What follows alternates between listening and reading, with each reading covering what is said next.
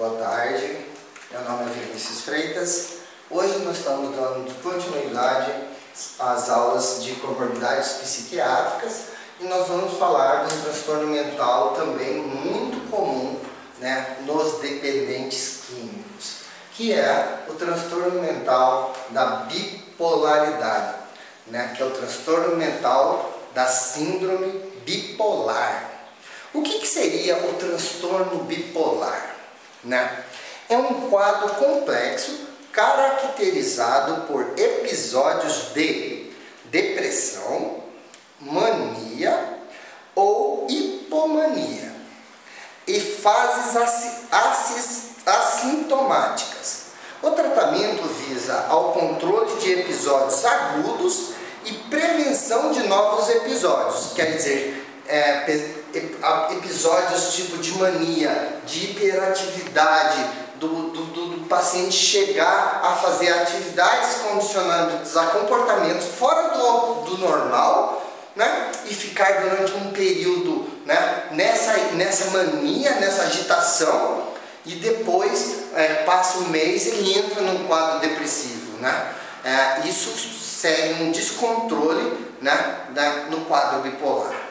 A bipolaridade é um conceito onde gere-se sintomas de mania, depressão e hipomania. Vamos lá falar mais um pouco sobre isso. O tratamento visa o controle de episódios agudos e prevenção de novos episódios, tanto de episódios de mania, de hipomania e de depressão. O tratamento farmacológico iniciou-se com o lítio, que até hoje, nos dias de hoje, o lítio vem aderindo a um bom resultado no tratamento bipolar. Até o momento, o lítio permanece como o tratamento com mais evidências favoráveis na fase de manutenção. Outros tratamentos demonstram eficácia nessa fase, como valproato, carbamazepina, antipsicóticos atípicos. Dos antipsicóticos atípicos, os mais estudados nessa fase do tratamento é o olanzapina. Mais estudos prospectivos são necessários para confirmação a ação profilática de novos agentes. Então, a bipolaridade é uma doença mental, é um transtorno mental controlado que tem um efeito farmacológico eficaz. O tratamento farmacológico ele tem um bom resultado na estabilização desse humor. A característica da bipolaridade é a oscilação da mania, da autoestima, do paciente se sentir bem durante um mês e meio, e de repente, com ausência de fenômenos ambientais ou fenômenos profissionais ou algum problemas familiares, com ausências de estímulos exteriores, ele entra em quadro depressivo, fica mais 4 semanas entre quadro depressivo. Essa oscilação, tanto de mania e hipomania, e depois entrar em quadros depressivos, chama-se o transtorno mental de bipolar. Pessoas que têm problemas com esse quadro.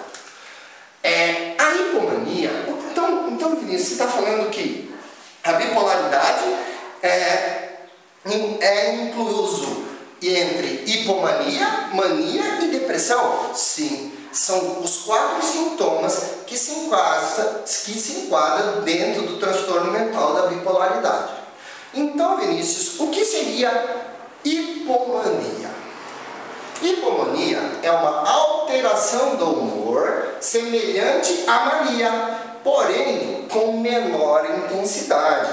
Quer dizer, a mania ela reflete em aspectos comportamentais muito mais eufóricos do que a hipomania. A hipomania é uma alteração de humor, de bem-estar, diminui o sono, aumenta até um pouco o libido sexual, o paciente aumenta um bem-estar durante um período, mas corre o risco também, ele sente o bem-estar durante um período de 4, 5 semanas, depende do quadro efetivo da periodicidade da oscilação, da oscilação psiquiátrica deste paciente, né? Então a hipomania, o que é a hipomania? A hipomania é estímulos euforizantes com menos intensidades que a mania, né? Causa bem-estar e diminui o sono. Vinícius, o que seria mania? Mania, os sintomas da mania são: durante um episódio maníaco, há uma elevação anormal e persistente do humor. Euforia, a pessoa se sente eufórica, agitada, inquietação, né? A exaltação do humor é acompanhada por aumento dos níveis de energia. Com o aumento dos níveis de energia, esse paciente fica, né, falante, inquieto, enfim. Diminui o apetite do sono, né, devido a esse nível de aumento de energia, que resulta em hiperatividade, fala pressionada e diminuição do sono. Com certeza, quando está num episódio de mania, ele vai ter prejuízos com a insônia, porque ele fica muito agitado, hiperativo, inquieto, falante, né? E isso vai ocasionar dificuldade aí, né, para dormir.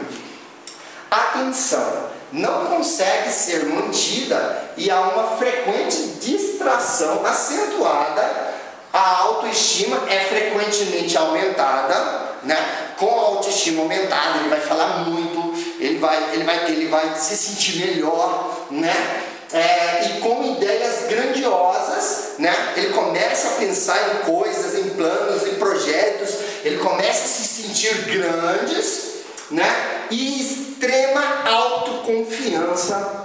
A perda de inibições sociais pode resultar em um comportamento que é imprudente, temerário ou inadequado às circunstâncias fora do caráter.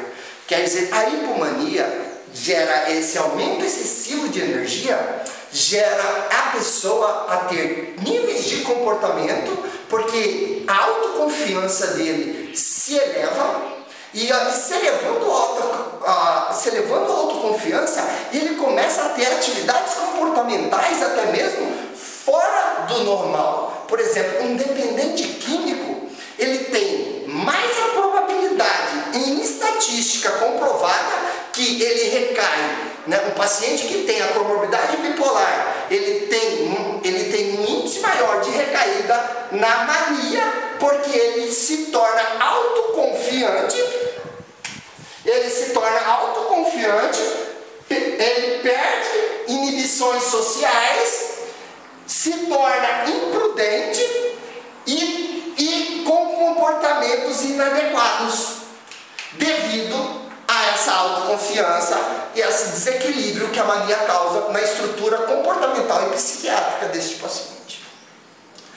E agora nós vamos falar sobre o terceiro quesito da bipolaridade, que seria a depressão. Quais são, Vinícius, os sintomas da depressão? Bem, os sintomas da depressão são humor depressivo ou irritabilidade, ansiedade e angústia. Um paciente depressivo, ele fica ansioso, ele fica angustiado, ele fica irritado, né? E não tem necessidade de estímulos ambientais também. Ele tem um episódio de mania, de repente aquela autoconfiança passa e ele entra num quadro depressivo, né? E aí ele começa a ficar irritado, ele começa a perder o apetite por fazer atividades da vida, a autoconfiança dele cai, né?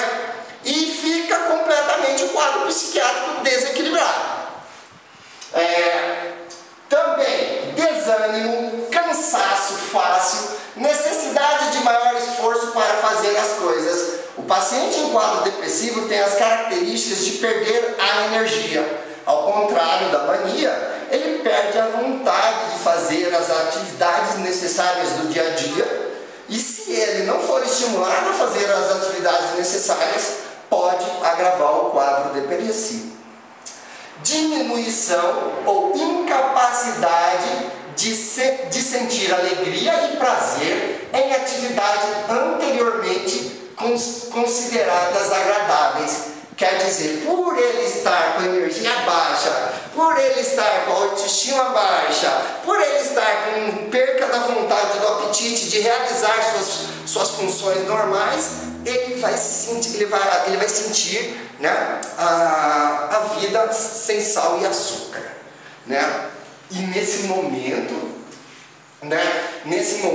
é um momento muito complicado, porque no caso da bipolaridade, né, como é perigoso na mania as recaídas, os sintomas depressivos da bipolaridade têm um alto índice de suicídios.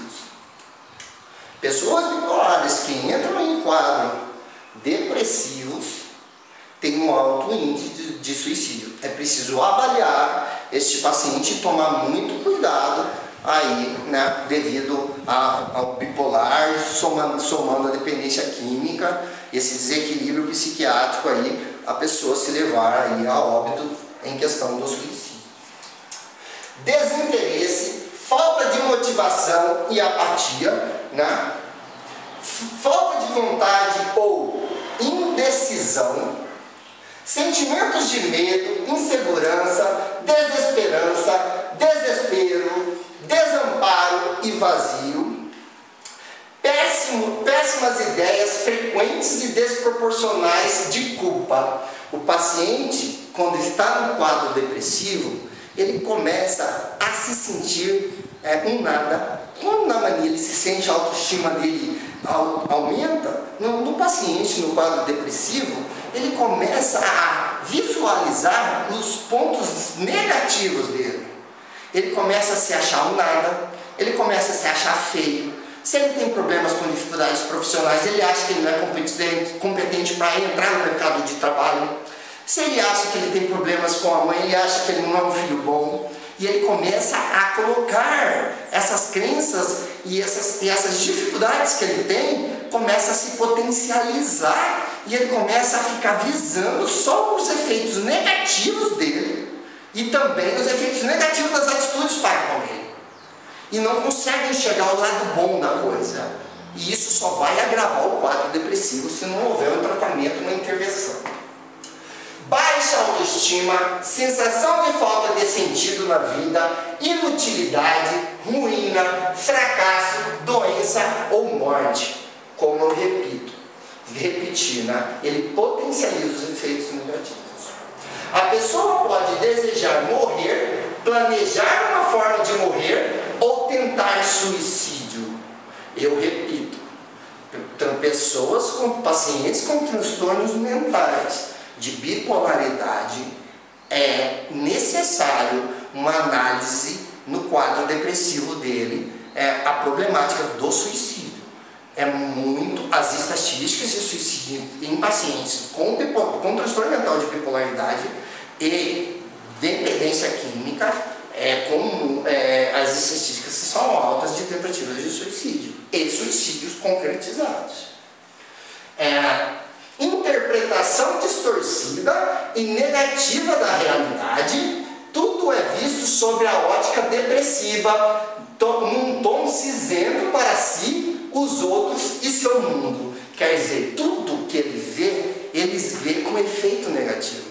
Ele não consegue enxergar as coisas boas. Ele começa a só ver o lado negativo de tudo que o rodeia. Isso vai afastando as pessoas de perto desse paciente, porque ele fica com a autoestima muito baixa e passa uma sensação negativa de vida. E ele vai cada vez mais se isolando, cada vez mais ele vai entrando no mundo dele e vai perdendo a vontade de realizar as funções e perdendo a vontade de viver. Por isso é alto índice do suicídio. Dificuldade de concentração, raciocínio mais lento e esquecimento. Afeta aí, né? Olha aí, dificuldades de concentração, raciocínio mais lento e esquecimento o quadro depressivo influenciando na função executiva cognitiva do paciente, né? Diminuição do desempenho sexual, pode até manter a atividade sexual, mas sem conotação prazerosa habitual e da libido. Por quê? Porque se ele está depressivo, ele perde o desejo de fazer as coisas prazerosas, né? E se ele vai fazer um ato sexual, ele não vai fazer com tanta intensidade, ele não tem vontade ele não tem aquele estímulo, ele está com a energia dele rebaixada. E geralmente quando você está com apetite sexual, você tem que estar com bem-estar, animado, né? E nesse paciente, como ele está vendo tudo negativo na vida dele, e ele está tão se depreciando, tão com aquele mal-estar, que ele vai perdendo o libido sexual, né? E isso se ele é casado, vai prejudicando, porque dentro de um casamento é necessário uma vida ativa sexual, né? Para ambos, né? E esse quadro depressivo é natural esse paciente se afastar, né? E a esposa às vezes tem que compreender, porque se ela não tiver uma orientação, isso pode prejudicar mais ainda a vida do casal. Perda ou aumento de apetite e do peso. Ele pode aumentar o apetite, no caso por causa da ansiedade e do isolamento, ou pode perder o apetite, depende do efeito do quadro depressivo desse paciente. Ele pode se isolar e aumentar a compulsão pela alimentação, buscando algum prazer, algum alívio, ou ele pode perder a fome e ficar anoréxico. Ele tem duas reações físicas em decorrência à alimentação. Também, né, insônia, dificuldade de conciliar o sono, múltiplos despertares ou sensação de sono a maior parte do tempo. O paciente em depressão, ele pode também ter duas reações. Ou ele pode dormir o dia inteiro, se isolar na cama, ficar deitado e não querer sair do quarto para nada. Ou ele pode ficar no quarto, depressivo, com perda de vontade de sair, mas fica processando aqueles mal-estares, né? Fica lembrando das situações negativas e potencializando isso. Esse é o perigoso do suicídio, porque ele não consegue dormir, vai perdendo o sono, vai perdendo o desequilíbrio psiquiátrico, porque o sono é necessário, e a insanidade vai aumentando, e ele se isola, não tem com quem conversar, né? Vai se afastando e vai perdendo a vontade de viver. Nesse quadro depressivo com perda de insônia é onde estão os índices de suicídios maiores. Dores e outros sintomas físicos não justificados por problemas médicos, como dores de barriga, má digestão, azia, diarreia, constipação, enfim. A depressão afeta toda a estrutura física do paciente devido ao estresse, ao mal-estar, a dificuldade dele de fazer as atividades, a ociosidade, enfim, vai causar vários e inúmeros outros problemas físicos em decorrência do quadro depressivo. Bom,